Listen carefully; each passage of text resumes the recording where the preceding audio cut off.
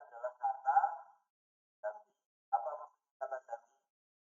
Aku, kamu, kita, mereka, kalian. Taruh apa itu? Kata ganti. Kalau dia termasuk salah satu dari isim sama beni, maka kita katakan hukumnya apa? Kalau tidak termasuk, maka kita katakan hukumnya apa? Mu'rab. Kita katakan hukumnya mu'rab ketika kita sudah menyatakan hukumnya mu'rab, lalu dicari tahu apa? Kategori kalimat isim apa saja? Isim mufrad, isim tasniyah, terus jamak apa? Taksir, jamak mudzakkar salim, terus jamak. Cara mengetahui kategori dilihat dari apanya? Maknanya. Nah, setelah dari sini berhenti. Habis itu kita lihat dari sisi kiri, kita cari tahu apa? Kedudukannya.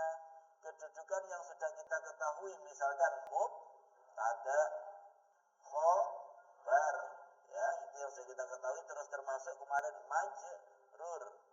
Mubtada itu yang kita baca apa?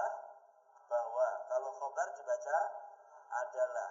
Ya, kalau majrur yang jatuh setelah huruf jar. Jadi kalau ada huruf jar setelahnya disebut majrur. Kalau yang dibaca bahwa itu mubtada, adalah itu khobar. Nah, semua kedudukan itu masing-masing punya konsekuensi i'rabnya apa. Kalau mubtada i'rabnya harus khobar, i'rabnya harus khobar, Pak. Khobar harus rafa. Kalau majrur i'rabnya harus ya. Lagi mubtada i'rabnya harus khobar, i'rabnya harus khobar, Bu. Diulangi. Mubtada i'rabnya harus rafa, khobar i'rabnya harus rafa. Kalau majrur i'rabnya harus jar. Nah, lalu setelah ketahuan i'rabnya apa, apakah rafa, nasab, jar, kalau tadinya dia kok termasuk yang mu'rab, sudah diketahui kategorinya, sudah diisikan, tinggal dihadapkan tanda i'rabnya apa. Kalau tadinya ternyata dia kok mabni, maka langsung kita katakan i'rabnya fi mahal. Oke, itu kemarin sudah kita bahas. Sekarang kita lanjutkan ke materi ke-7 tentang dzaraf. Apa itu dzaraf? Kita baca dulu nantumnya. 1, 2, 3. Bismillah. Bismillahirrahmanirrahim. Monggo. Dzaraf untuk terangkan waktu dan tempat. Nasabkan saja i'rabnya pasti tepat. Dzaraf pun disebut syibhul jumlah juga. Bisa jadi khobar, mahal, nofahanya. Dua isim digabung, satu maknanya, contoh meja, kayu, atau maknanya. Isim pertama mudhaf yang disandarkan tanpa al-tanwin, i'rabnya sesuaikan.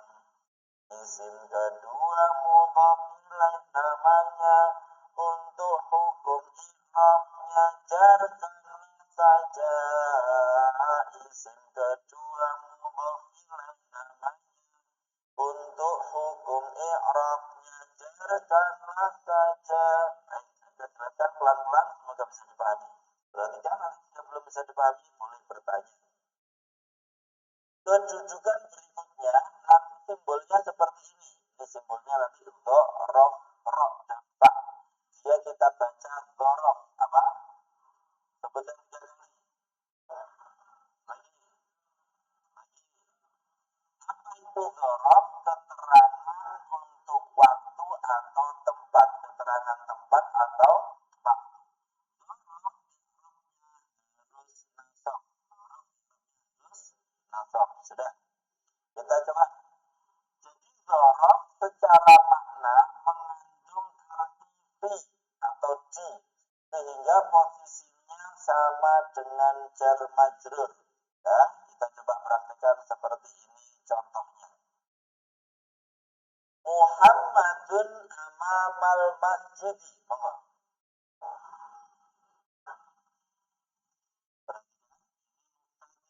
Dibaca apa? Khobar dibaca apa? Adalah. Muhammadun bahwa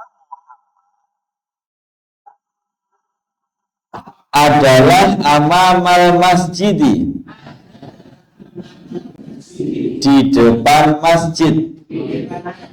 Perhatikan, coba yang kemarin dulu kita praktekkan. Muhammadun bahwa Muhammad, berarti Muhammadun kalimat apa?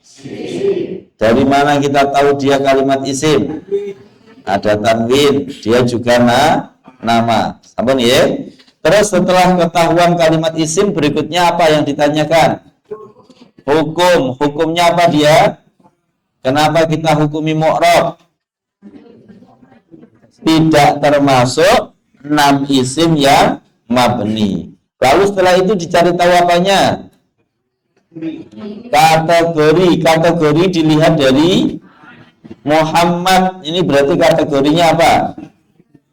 Kenapa kok kita kategorikan isim mufrad?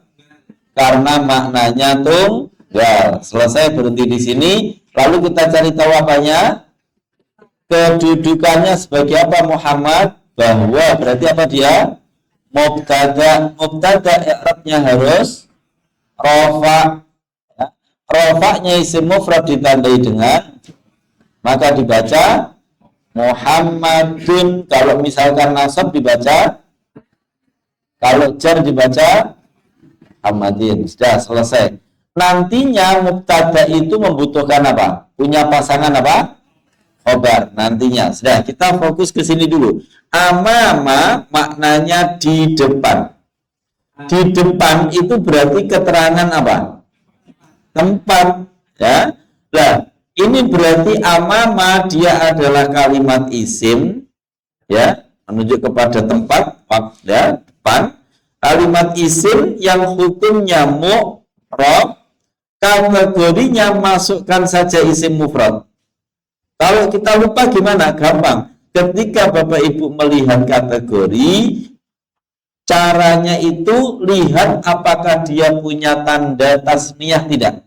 Punya tanda makna ganda tidak ini? Ada makna jamaknya tidak? Kalau tidak ganda, tidak jamak, berarti mufrad. Makanya kita sebut di sini isim mufrad. Paham ya? Jadi isim kan hanya ada 3 secara makna. Ada yang maknanya tunggal, ada yang maknanya ganda, ada yang maknanya jamak. Ya. Nah, kalau maknanya ganda, maka dia kategorikan isim tasniyah. Kalau maknanya banyak, keliru nih, banyak ya. Banyak dikategorikan jamak. Kalau tidak ganda, tidak banyak, langsung saja kategorikan tunggal, berarti isim mufrad. Jadi begitu cara mikirnya dibalik ya. Nah, sudah. Berarti di sini karena dia tidak punya makna banyak, tidak punya makna ganda, berarti kategorikan saja isim. Jadi pahami? Lalu setelah itu cari tahu apanya?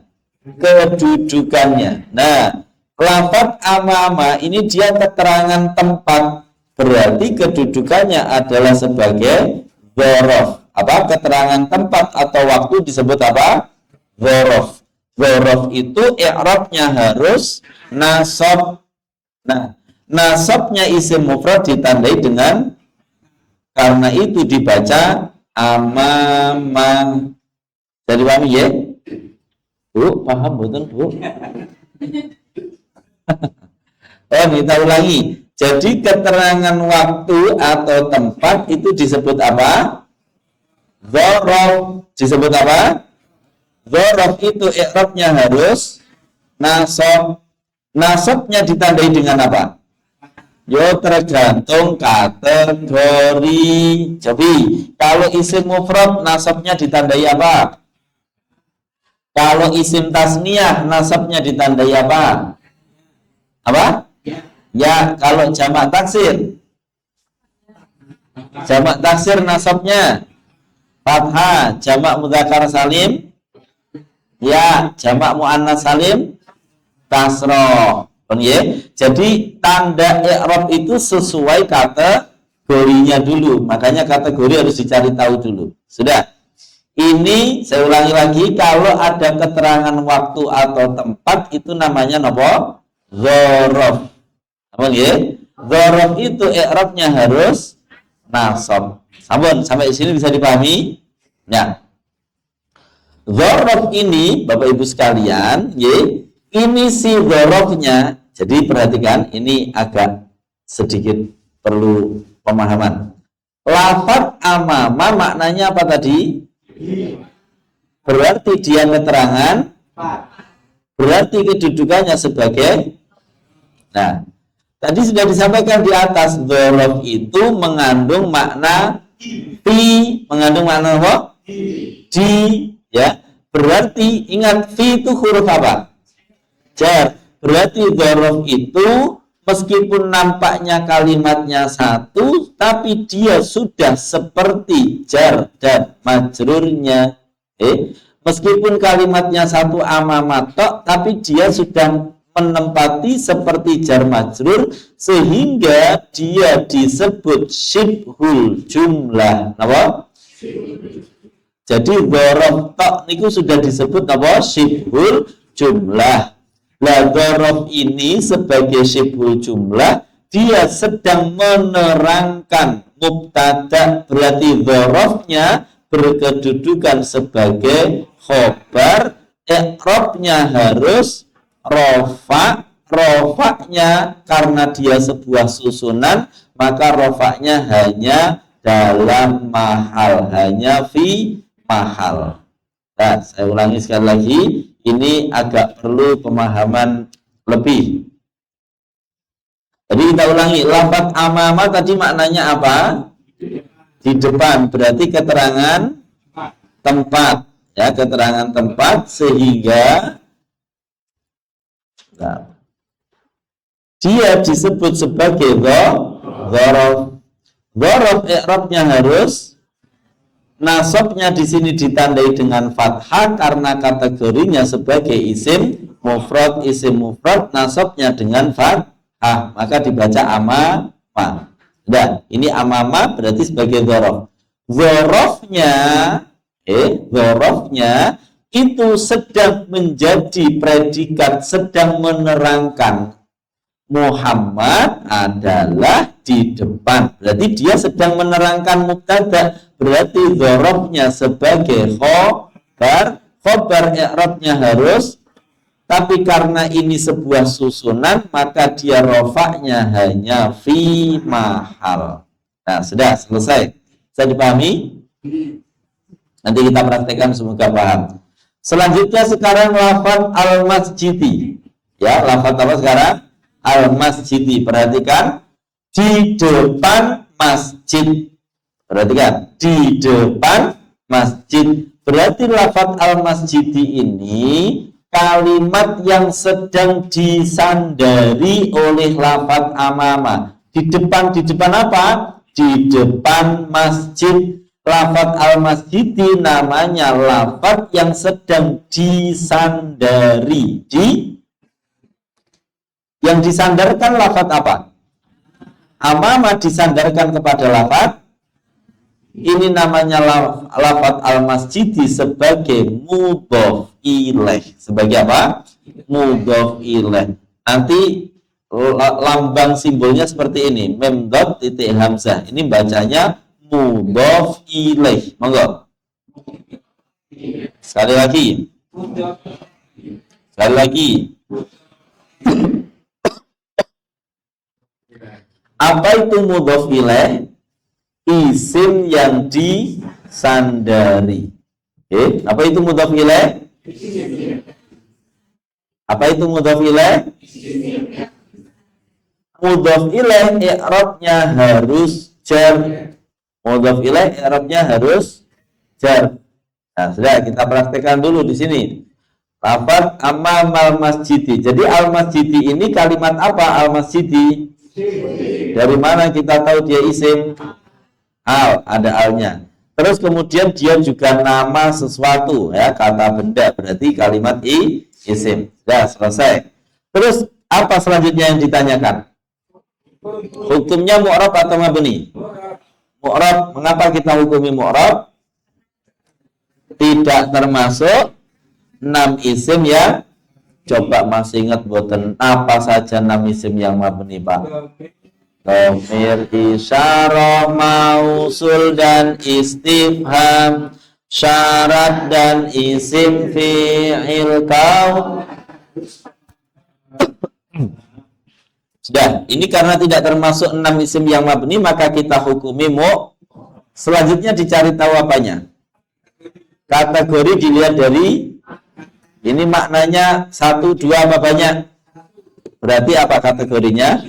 Isim mufrad. Selesai. Selanjutnya kita cari tahu kedudukannya dia. Ini adalah kalimat yang disandari. Berarti apa? Mudhof ilaih. Mudhof ilaih i'rabnya harus jarnya isim mufrad ditandai dengan, karena itu dibaca al-masjid di kasroh. Misalkan dia rofa dibacanya rofa, Pak. Apa rofaknya? Al-masjidu. Nasabnya al-masjidah. Jarnya karena di sini sedang menjadi mudhof ilaih, kalimat yang disandari i'rabnya harus jar. Jarnya ditandai isim mufrad dengan kasroh. Bisa dipahami ya? Nah, kita praktekkan dulu yang lain, nanti baru kita kembali lagi dari awal. Tenang saja, nanti kita ulang lagi. Ini contohnya banyak, insya Allah. Setelah banyak contoh kita praktekkan, jenengan paham. Al-adabu fauqal ilmi. Coba jenengan baca. 1, 2, 3.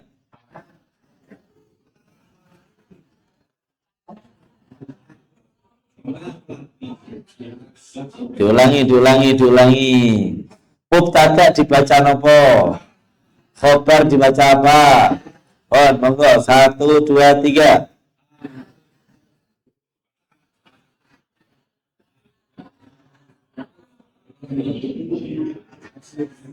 Sekali lagi.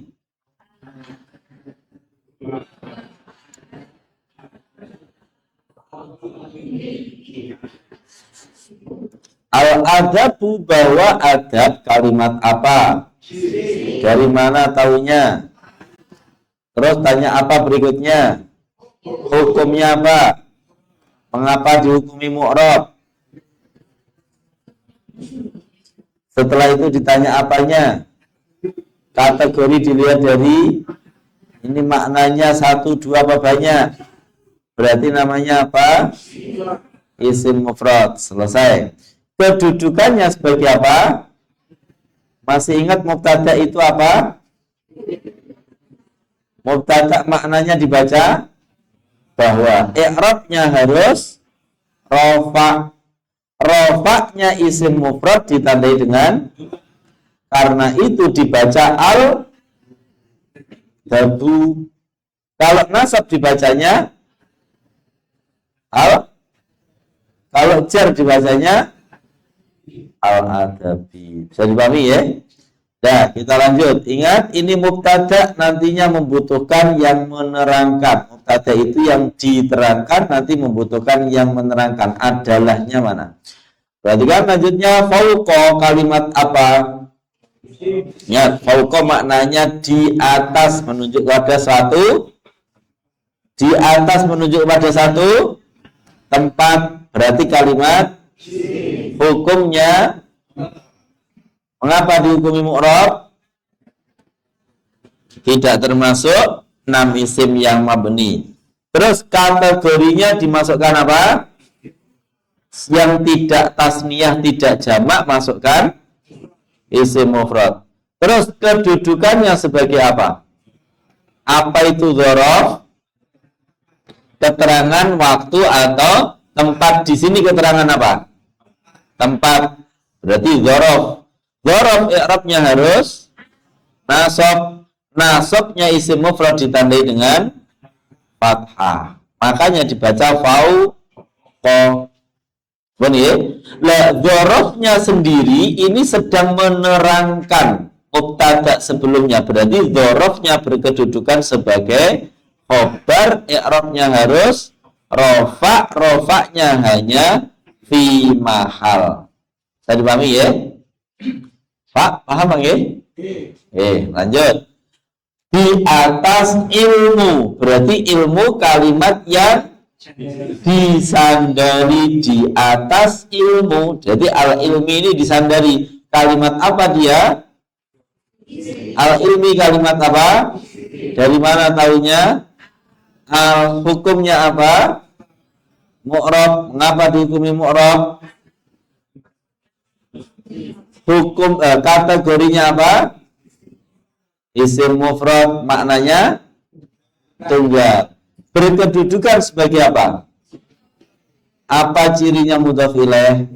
Yang disandari. I'rabnya harus jarnya isim mufrad ditandai dengan, karena itu dibaca al-ilmi, fauqal ilmi. Bisa dipahami Pak? Ya, selesai alhamdulillah tentang yang pertama dzaraf, yang kedua adalah mudhaf ilaih. Perhatikan sekarang. Jadi dzaraf secara makna mengandung arti fi, sehingga posisinya sama dengan jar dan majrur. Oleh karena itu dzaraf juga disebut syibhul jumlah, susunan. Meskipun nampaknya satu kata, tapi dia sebenarnya susunan yang menyerupai jumlah. Dzaraf juga dapat sekaligus menduduki kedudukan sebagai khobar dan dibaca adalah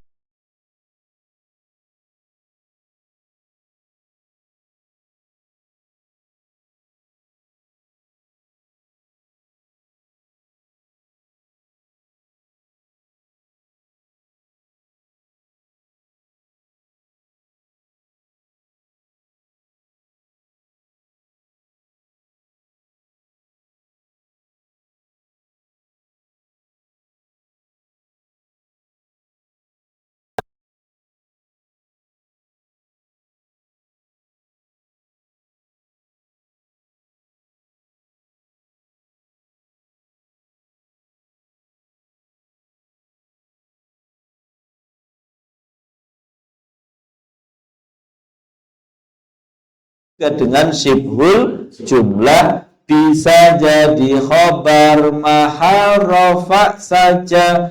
Nanti dzarafnya bisa, tidak selalu hanya apa? Bisa sebagai khobar ketika dia sedang menerangkan mubtada.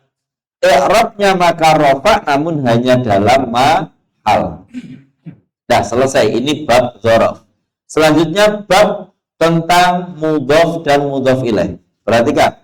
Dua isim digabung, satu maknanya. Kalau ada dua isim digabung, tapi makna yang dikehendaki itu satu. Contohnya, meja kayu. Yang dimaksud mejanya apa kayunya? Meja kayu. Yang dimaksud mejanya apa kayunya? Meja tapi terbuat dari kayu. Atau rumah saya, yang dimaksud rumah apa saya? Rumah tapi milik saya. Ya, model susunan seperti ini itu isim pertama mudhaf yang disandarkan. Isim pertama itu disebut mudhaf, hanya sebutannya saja. Adalah isim yang disandarkan, dia harus punya ketentuan tanpa al, nggak boleh ada al.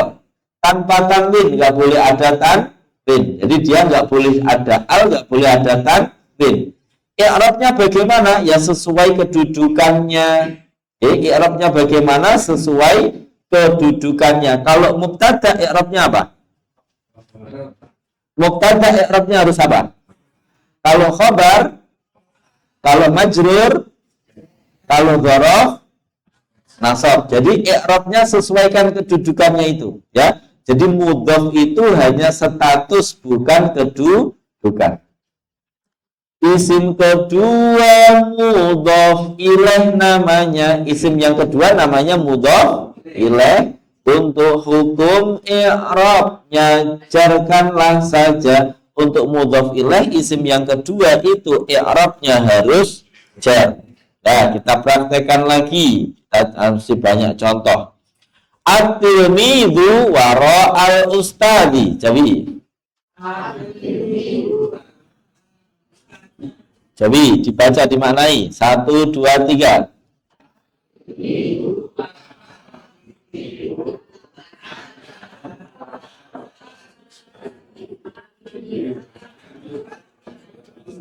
At-tilmidhu kalimat apa? Taunya dari mana?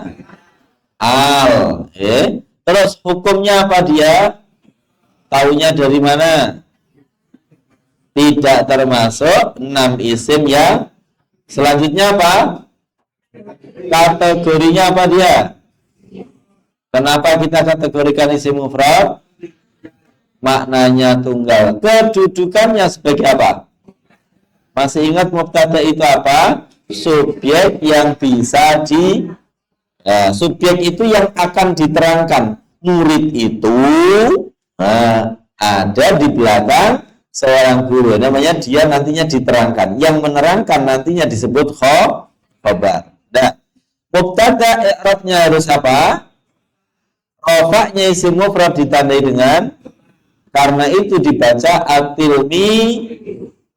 Misalkan nasab dibacanya, misalkan jar dibacanya at-tilmidhi. Sudah.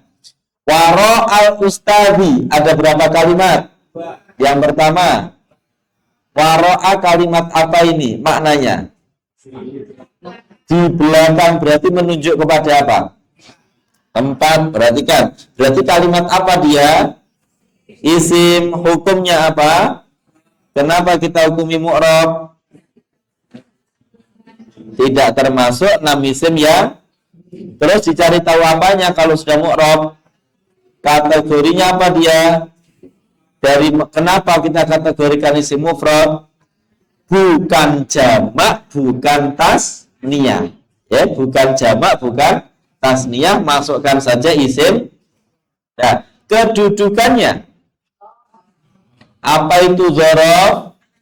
Keterangan waktu, atau di sini keterangan apa dia?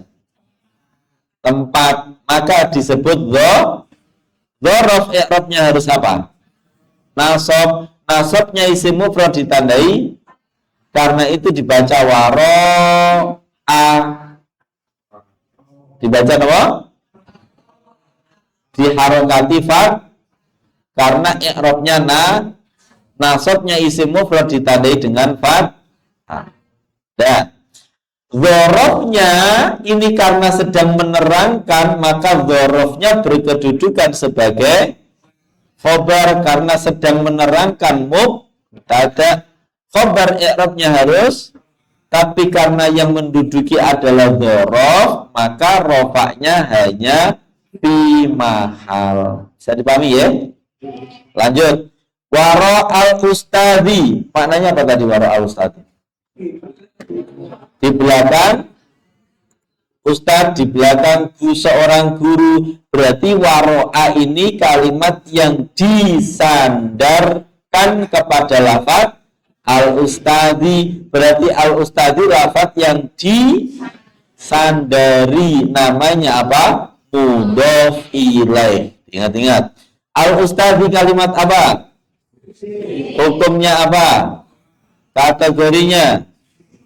Kedudukannya sebagai apa itu mudhof ilaih? Yang disandari mudhof ilaih, i'rabnya harus jarnya kasrah karena dia isim karena itu dibaca al-ustadzi. Misalkan nasab al-ustadz, kalau jar. Nah, kalau rafa alhamdulillah. Baik, bisa dipahami ya? Alhamdulillah. Sekarang ampun lah, niki sama, tapi niki waktu ya. Kita ulangi lagi, nggak apa-apa. Enggak, bareng-bareng. Al-fahmu ba'dal hifzi. Monggo dimaknai.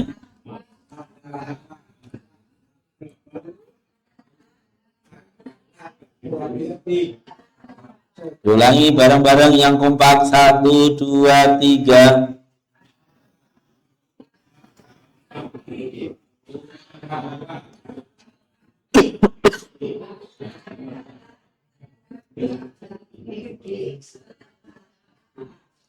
Jadi boleh orang itu buatan hafal boleh, tapi dia nggak akan paham seperti orang yang hafal. Jadi sekarang kalau misalkan, hafalan itu nggak penting, yang penting pemahaman, itu menurut saya itu aneh itu. Ya, mana bisa orang paham bahasa Inggris kalau dia nggak hafal rumusnya? Gitu, namanya. Ya, mana bisa orang paham apa namanya niku Quran, paham, saya paham tentang Quran, nah, hafal ayatnya mawon boten sakit boten kira-kira paham, nggak bisa. Ya, jadi pasti paham itu ya mesti setelah hafal. Saya paham Pak matematika, kamu hafal rumusnya nggak? Kalau nggak hafal rumusnya sakit boten bener-bener paham. Kalau ditanya orang harus cari tahu dulu rumusnya. Jadi sekarang itu anak-anak sudah mulai tidak banyak disuruh menghafal. Akhirnya kemampuannya itu ya menurun. Ya, seharusnya hafalan itu penting. Ya, hafalan itu penting. Jadi paham itu ya harus setelah akan benar-benar muncul itu setelah hafal. Sebelum hafal kita bisa paham, tapi pahamnya tidak seperti kalau setelah hafal. Makanya jenengan kalau pengen paham benar-benar ya harus hafal. Jadi kalau jenengan belum benar-benar hafal, gak akan benar-benar paham. Paham ya? Al-fahmu kalimat apa? Dari mana kita tahu? Nah, jenengan bisa mengatakan seperti ini karena jenengan sudah hafal kalau tandanya isim itu paham ya? Terus setelah itu dicari tahu apanya? Hukumnya apa dia? Kenapa kita hukumi mu'rab? Terus setelah itu dicari tahu apanya? Kategorinya apa ini? Kenapa kita kategorikan isim mufrad? Maknanya tunggal. Berikutnya dicari tahu apanya? Kedudukannya sebagai apa dia? Apa itu mubtada? I'rabnya harus apa mubtada? Rafa, tanda rafa'nya isim mufrad dhammah. Karena itu dibaca alfa dhammah dibaca alfa. Kalau nasab dibacanya, kalau jar dibaca. Ingat ini tadi mubtada sehingga nantinya butuh mana yang menerangkan faham itu adalah setelah. Nah ini yang menerangkan nanti dzarafnya ini. Ba'da maknanya apa ba'da? Menunjuk kepada apa setelah itu? Waktu, berarti dia kalimat isim, hukumnya mu'rab, kategorinya masukkan isim mufrad, kedudukannya keterangan waktu, berarti apa? Dzaraf itu i'rabnya harus nasabnya isim mufrad ditandai fathah karena itu dibaca ba'da. Dzarafnya ini dia sedang menerangkan mubtada, berarti dzarafnya berkedudukan sebagai khabar harus rofaknya karena diduduki oleh suatu susunan dzaraf, maka i'rabnya hanya dalam mahal ba'dal hifzi, setelah hafal. Berarti lafaz al-hifni ini lafaz yang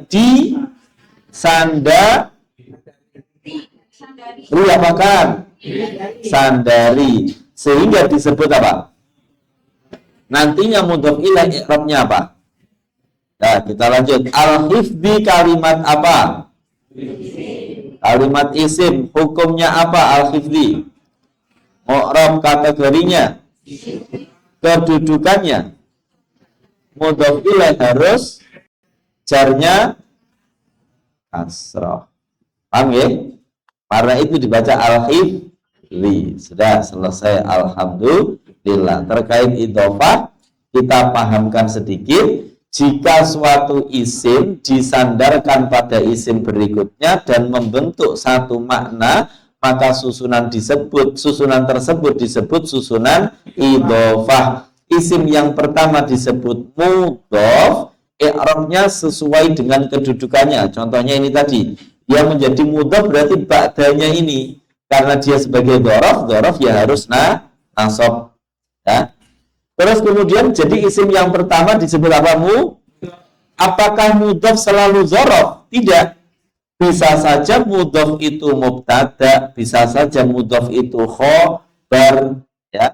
Nah, isim kedua yang disandarkan disebut mudhof ilaih. Apa? Mudhof ilaih i'rabnya selalu jar. Mudhof yang pertama tidak boleh diawali al dan juga tidak boleh berakhiran tanwin. Antara mudhof dan mudhof ilaih umumnya, tidak selalu tapi umumnya mengandung salah satu dari 3 makna huruf jar. Apa saja? Min, li, dan fi. Min itu maknanya dari, li itu bagi atau milik, fi itu maknanya di atau di dalam. Contoh, misalkan nanti ada begini, khotamu dhahabin. Khotam itu artinya cincin, dhahab itu emas. Khotamu dhahabin, cincin emas. Maksudnya cincin dari emas. Berarti mengira-ngirakan apa ini? Min, ya, menghilangkan huruf apa? Min.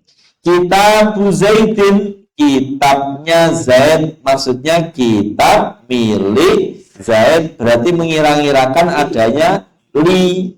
Sholatul lailin, sholat malam hari, maksudnya sholat di malam hari, berarti mengira-ngirakan artinya fi.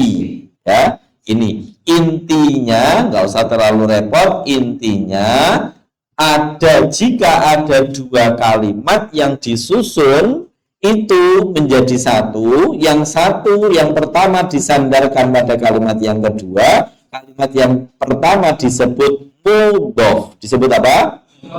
Yang kedua disebut mudhof ilaih. Mudhof ilaih i'rabnya harus jar. Kalau mudhof tergantung kedudukannya. Kalau mubtada ya rafa, khobar ya rafa, dzaraf nggih nasab. Jadi sekarang panjenengan praktekkan bersama-sama dulu. Setelah itu nanti jenengan praktekkan sendiri. Ini karena agak panjang. Ini kita untuk ikroknya nanti dulu. Ini kita selesaikan benar-benar biar nggak kesela. Nanti kalau kesela jadi besok sudah terlanjur lupa. Jadi kita baca sekarang. At-tuhuru syatrul imani. Cara membacanya perhatikan. At-tuhuru, bahwa bersuci itu adalah syatrul imani, separuh keimanan. Coba saya tulis di sini, jenengan yang menganalisa ya. At-tuhuru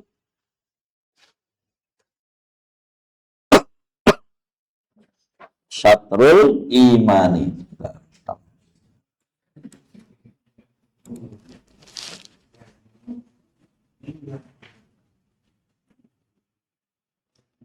At-tuhuru maknanya apa tadi? At-tuhuru maknanya apa? Suci. Syatru apa tadi? Separuh. Imani apa? Iman. Nah, maaf, ada yang bertanya, "Tat, at-tuhuru kan maknanya bersuci, itu kan maknanya berarti kata benda." Kata apa? Kerja. Jadi begini Bapak Ibu sekalian, terkait dengan bahasa Indonesia, biar kita paham. Ya, ini biar kita paham, biar buatan keliru. Saya jelaskan dulu sebelum kita analisa. Ada kata benda, ada kata kerja. Nah, bahasa Indonesia terkadang kata benda dan kata kerja itu sama. Saya kasih contoh. Saya katakan begini, Pak. Saya makan. Saya ulangi. Saya makan. Berarti makan itu kata kerja apa kata benda? Saya ulangi, saya makan. Ini makan kata kerja apa kata benda? Kata kerja, ya. Berarti kalau nanti seperti ini dalam bahasa Arab kita sebut fi'il. Tapi kalau saya katakan begini, makan itu penting. Ini makan kata kerja apa kata benda? Kata benda. Paham ya? Jadi makan sama-sama makan, tapi makan yang di sini adalah sebagai kata kerja, makan yang di sini dia sebagai kata benda. Maka nggak bisa kalau di sini kita tanyakan, saya makan, siapa yang makan? Nah, berarti ada pelakunya. Kalau di sini, makan itu penting, siapa yang makan? Bukan itu maksudnya. Maksudnya kegiatan makan itu berarti makan di sini adalah kata, paham ya? Paham betul? Sama kayak di sini, atuhuru bersuci. Itu maksudnya kegiatan bersuci. Berarti bersuci ini kata kerja apa kata benda? Kata benda. Paham ya? Yang dimaksud bukan saya bersuci, tapi kegiatan bersuci. Paham ya? Jadi bahasa Indonesia seperti itu, terkadang itu sama antara kata bendanya maupun kata kerjanya. Baik, kita lanjutkan. Sekarang kita analisa. At-tuhuru syatrul imani. Jangan baca ulang. Dimaknai. At-tuhuru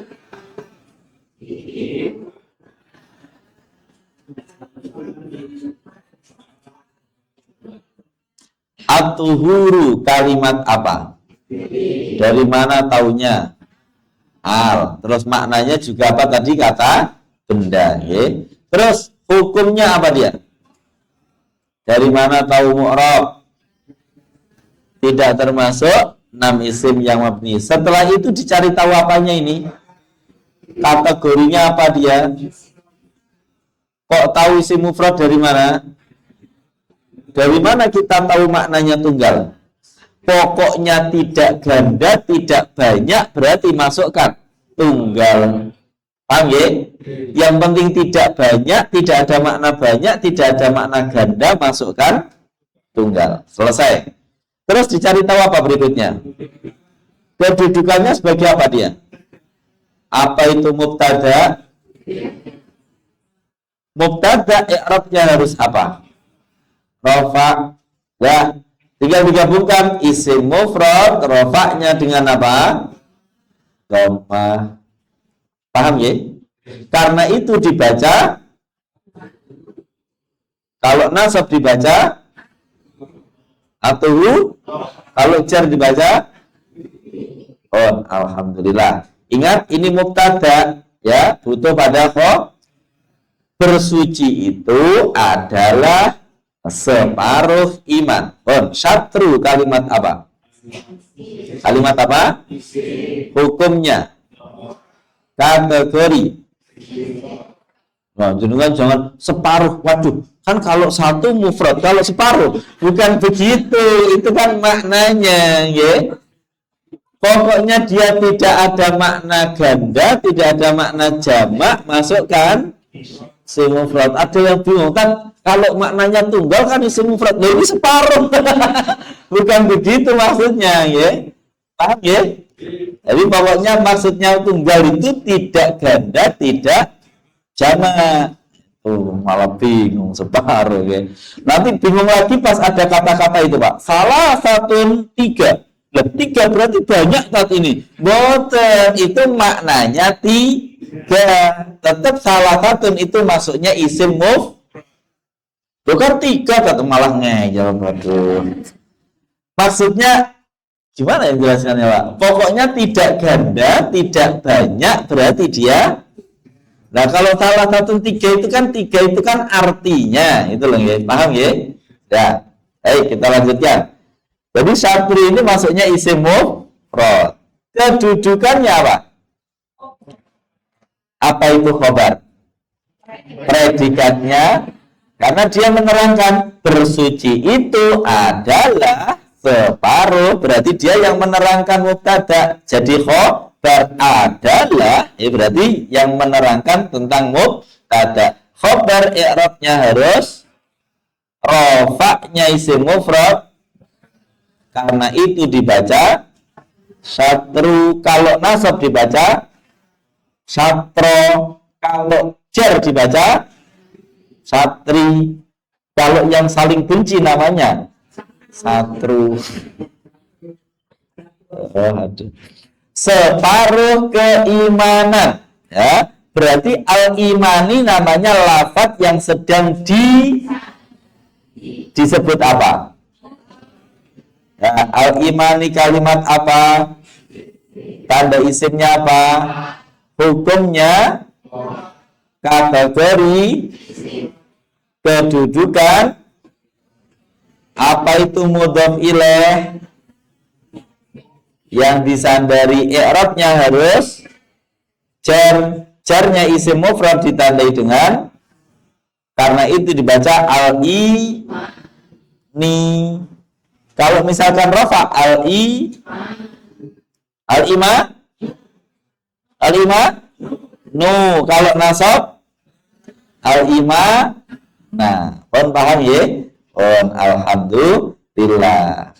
Dari sisi yang lain, syatru ini namanya dia kalimat yang disandarkan. Yang disandarkan itu berarti dia statusnya sebagai mudhof. Sebagai apa? Tapi itu hanya status, bukan kedudukan. Jadi nggak ada pengaruh apa-apa. Paham ya? Dia justru mempengaruhi lafaz al-imani untuk menjadi mudhof ilaih. Sudah selesai. Alhamdulillah. Sekarang kita lanjutkan ke yang bentuk yang lain. Coba yang ini sekarang. Talabul ilmi fardhatun. Coba dibaca. Coba dimaknai.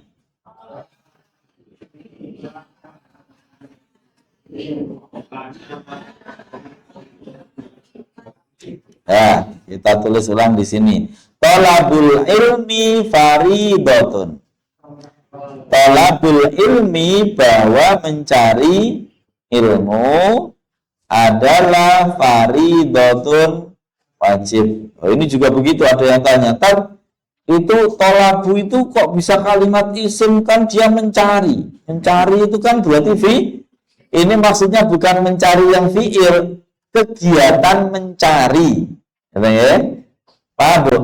Kegiatan apa? Mencari.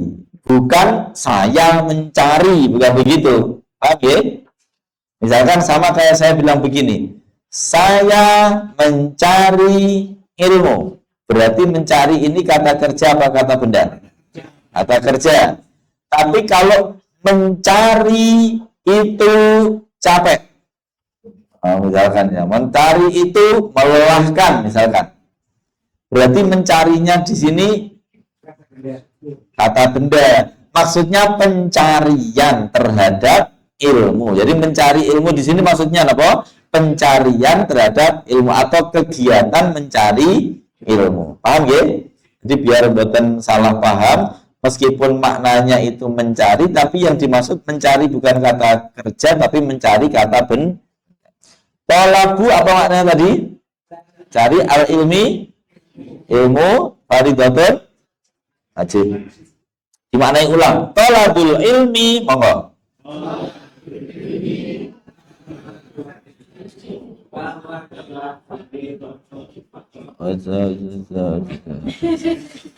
Buaya yang mantap gitu loh. Talabul ilmi, bahwa mencari ilmu, monggo.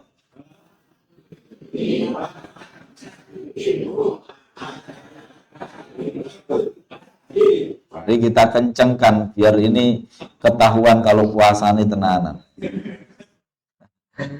Talabu kalimat apa?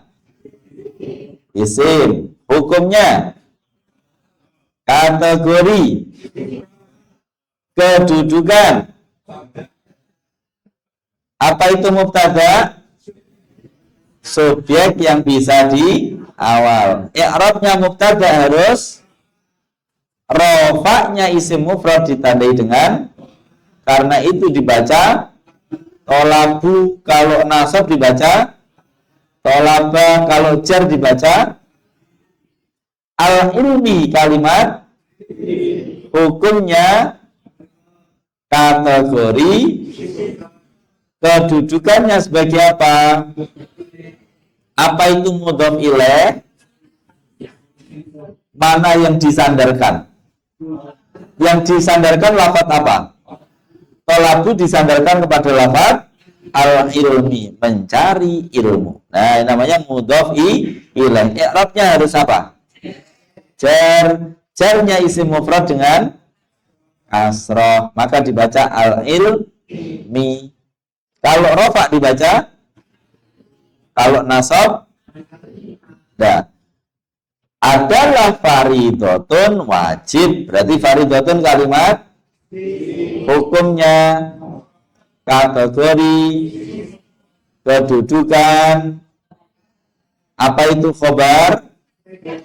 Predikatnya, i'rabnya harus rofaknya isim mufrad, karena itu dibaca farido. Kalau nasab, kalau jar, alhamdulillah. Bisa dipahami ya? Dah. Sekarang kita lanjutkan ke Iqra. Ya. Nah, ini PR. Kalau dikasih PR kira-kira dikerjakan betul Pak? Kerjakan ya. Tapi jenengan kerjakan seperti ini tadi Pak. Ya, jenengan kerjakan seperti ini. Ditulis sendiri pelan-pelan, ya, ditulis pelan-pelan. Nih, yang pertama yang harus dikerjakan. Niki. Kullu ma'rufin shadaqatun. Ya. Kullu setiap, ini dia berarti bukan tasniyah, bukan jamak, berarti masukkan apa? Ya, kullu ini kan setiap, berarti dia kan bukan tasniyah, bukan jamak. Masukkan apa berarti? Isim mufrad. Perhatikan nih Pak, setiap kebaikan itu bernilai sedekah. Jadi kalau panjenengan sekarang belajar sambil diniati iktikaf, kalau di sini di masjid ini juga bernilai apa? Sedekah. Sibabul muslimi fusukun. Sibabul muslimi fusukun. Ini sama, ini nggak usah, ini pon sami ini tampil makanya terlalu mudah. Yang bawah ini aja nih. Ya, ini wonten double. Panjenengan biar yang masih punya orang tua nih, yang masih punya orang tua nih, diingatkan al jannatu tahta aqdamil ummahati. Ya, tapi kita baca bersama-sama. Al-jannatu tahta aqdamil ummahati. Dimaknai al-jannatu bahwa surga adalah tahta aqdamil ummahati, di bawah telapak kaki para ibu. Ingat maknanya sudah saya sesuaikan. Perhatikan, telapak kaki itu banyak atau satu? Hanya satu. Telapak dua maksudnya, yang buat ngoten kan bahasa Indonesia kalau diulangi itu jadinya banyak. Paham ya? Paham Pak ya? Dua ini saja Pak. Kullu ma'rufin shadaqatun, yang versi gampang. Ini yang sudah berdouble. Perhatikan, tahta aqdamil ummati. Ini ada 3 kalimat. Di bawah telapak kaki para ibu. Tahta maknanya di bawah, aqdam telapak kaki, al ummahati para ibu. Ini berarti tahta disandarkan ke sini, ini disandarkan lagi ke sini. Paham ya? Tapi jangan kerjakan, besok kita nilai bersama-sama. Pokoknya jamak silakan dilihat. Nanti jamaknya di belakang ada alif taknya napa mboten, ada wawunun yaknun atau tidak.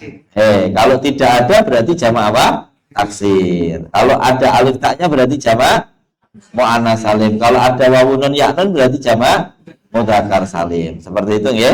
Pun sudah kita cukupkan. Ada yang mau bertanya terkait dengan dzaraf mudhaf ilaih? Ada yang bertanya? Kalau nggak bertanya ini kemungkinannya dulu. Terus lebih? Tidak mengikuti dari awal ya. Ini nggak bisa dari tengah-tengah memang nanti ngikuti yang ikra'nya saja. Boleh. Yang lain ada lagi yang ditanyakan ibu-ibu? Cekap Tolong untuk dikerjakan di kertas kosong seperti tadi. Lihat contoh sebelumnya lalu dikerjakan. Baik, kita tutup dengan bacaan hamdalah. Alhamdulillahirabbil alamin. Subhanakallahumma wa bihamdika asyhadu an la ilaha illa anta astaghfiruka wa atubu ilaik. Kita lanjut mawon nggih, rehat dulu napa mboten? Masih kuat? Yang kemarin PR nulis sudah ditulis belum?